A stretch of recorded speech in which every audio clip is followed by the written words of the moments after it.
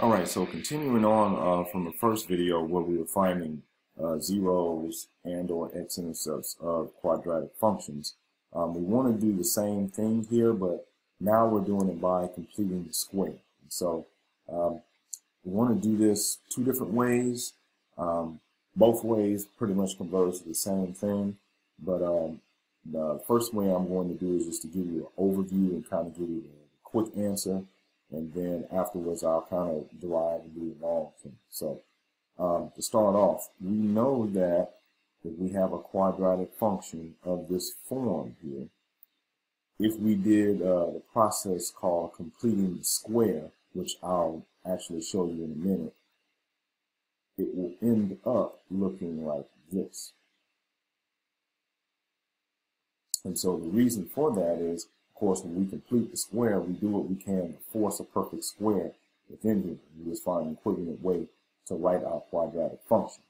And if you notice, if you study transformations for basic functions in your pre-cal course, or you may be watching this if you're taking college algebra as well, you'll find that this is in a form to where you can actually surmise what the graph looks like as well. So that's one of the advantages of knowing how to do completing the square. But anyway, so here we know that this A is the same thing as that A, which is the leading coefficient. This H represents the x-coordinate for the vertex of the parabola. So if I was actually going to draw a graph of this, and let's say our parabola had a vertex here, and there's a minimum point, and it would kind of look like this. Where this point would be the point HK.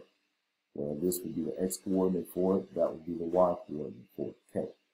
And H, in terms of our coefficients A, B, and C here, is negative B over 2A. And K is the same thing as F of minus B over 2A, which means we're just basically plugging in this x value into the function. If we want to know it in terms of just what the A, B, and C are, we would have 4AC minus B squared all over 4A. And so if you actually took the time to take this particular equation and do completing the square to it, just with all the symbols, variables, and whatnot, you would see that minus B over 2A pops up here, and that 4AC minus B squared all over 4A pops up there. Okay? So anyway, when we do this the first time, we will use these formulas to basically get the answers that we need here to rewrite this in this form, and then we'll solve. Afterwards, we'll go and do this again, and I'll show you how to actually do the whole completing the square method just using this without using these shortcuts here to be able to get it. So I'm going to go ahead and clear this now. And we'll go ahead and get started. All right, so from what we said last time, we know that we want our function to end up looking like this, where our H is going to be minus B over 2A, and our K is going to be 4AC minus B squared all over 4A. So if I take my function here, and that's a 4, by the way. So I'm going to go and clean that up here. Make that look a little better.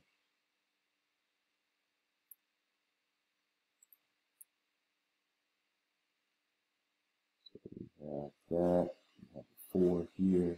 Have a 4 there. So I'm going to set that equal to 0. And of course, this is in the ax squared plus bx plus c form. If we take into account what h is, it will be minus b. And b, let's go ahead and do this. A is 1, b is a negative 1/4, and c is negative 15 over 64. So minus b, which is minus a negative 1/4, divided by 2a, which is 1. So negative and a negative is positive, and then that just ends up with 1/4 divided by 2, which is 1/8. So that's what our h is. Okay. So for our k, we will go ahead and plug that in. That would be 4ac minus b squared all over 4a. And so that would be 4. Our a is 1. Our c would be minus 15 over 64. And then this would be b squared, which would be a negative 1/4 squared all over 4a. And you see, I am running out of room here. But anyway, we'll carry on. If we multiply all this together, we see that 4 goes into 64 16 times. So that would be a minus 15 over 16. And here the negative 1/4 squared would give us a minus 1 over 16. And all that would be divided by 4. And of course, negative 15 over 16 minus 1 over 16, that gives us negative 16 over 16, which is just a negative 1. Okay? So, in all that, our answer finally just ends up equaling a negative 1/4. Okay?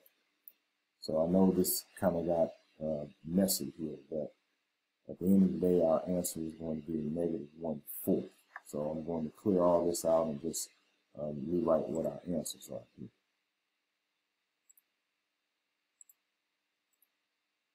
So from our results, we have h is 1/8, and our k ends up being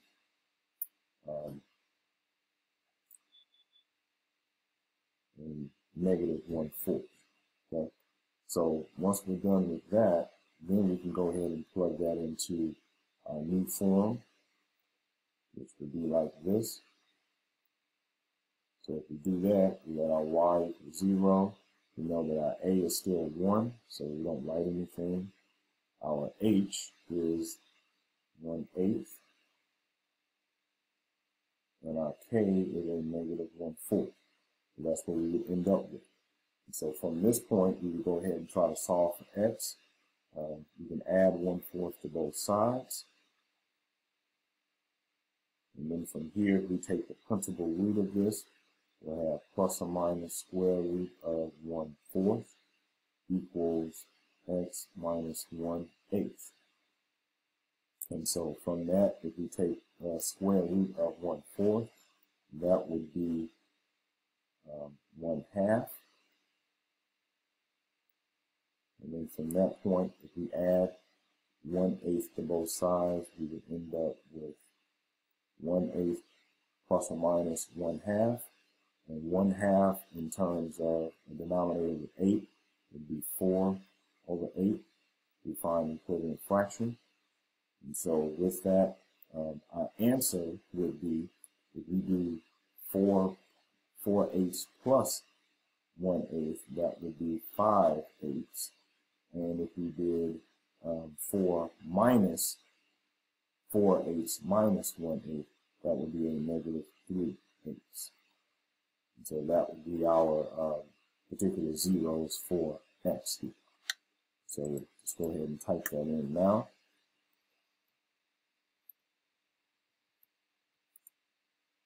And that would be a 5 divided by 8. Okay. And then the x-intercepts would be the same thing.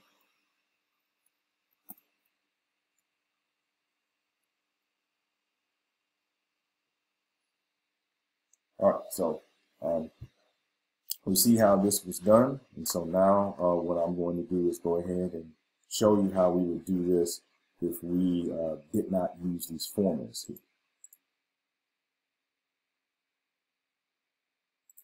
So let me get rid of all of this. And so now if we didn't use the formulas at all, this is what it would look like.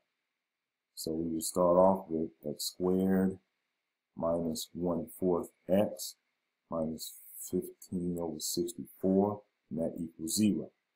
And so what we want to do here is we want to force a perfect square here. So we're going to take these first two terms here and force an additional term. So if we do that, we're going to say plus some additional term, and we know whatever we get here is going to end up being a perfect square. Have negative 15 over 64 equals 0 plus whatever that additional term is. And so here, understand this means to be 1 times whatever this is going to be the same thing as 1 times whatever that is. Reason being is because whatever we do to one side of an equation, we must do to the other. Okay? Now, to do the actual completing the square portion, we will have to take whatever this number is, in this case, our b, which is our negative 1/4, we will divide it by 2 and square it. So I'm going to come here in the corner. We're going to take negative 1/4 divided by 2 and then square it. So if we take negative 1/4 and divide that by 2, I'm going to fix that 4 here to make it look a little better. So if we take a negative 1/4 divided by 2 and square it, we get a negative 1/8, and a negative 1/8 squared ends up being positive 1 over 64. So we would have 1 over 64 here, 1 over 64 there. Okay? And so now we know that whenever we factor this out, and it always happens this way, that this would be x plus, and then whatever's inside the parentheses here, which is a negative 1/8, that would be there, quantity squared. So that will always factor out to being x plus whatever's on the inside of the parentheses there. So we have negative 15 over 64, 1 over 64. And so from this point, we just say that that's x minus 1/8 squared. And here we'll add, 15/64 to both sides there. So if we do that, we'll end up getting nothing over here and 16/64 there. Okay.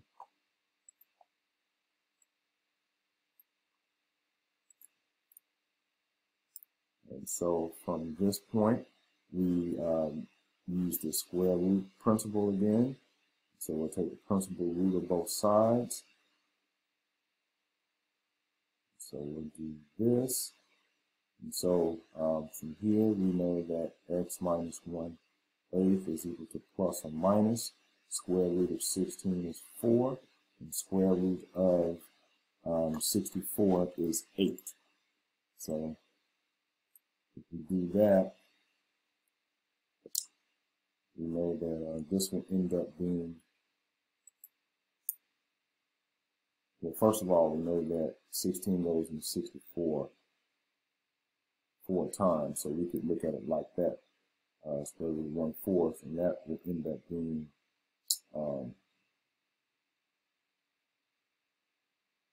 what is it, 1/2 here, like that. And then of course we could also do it this way. So add 1/8 to both sides, plus or minus 1/2, and then just like how we did last time with here, and we know that's going to be 4 over 8, which is what we would have got if we just would have came here and just did this without reducing first. We would have got plus or minus 4 over 8 as well. So I guess, yeah, so that's what we would get. And then from there, of course, our answers would be 5/8 again and negative 3/8. So depending on how you want to do it, you still end up with those same two answers there. All right, on to the next video.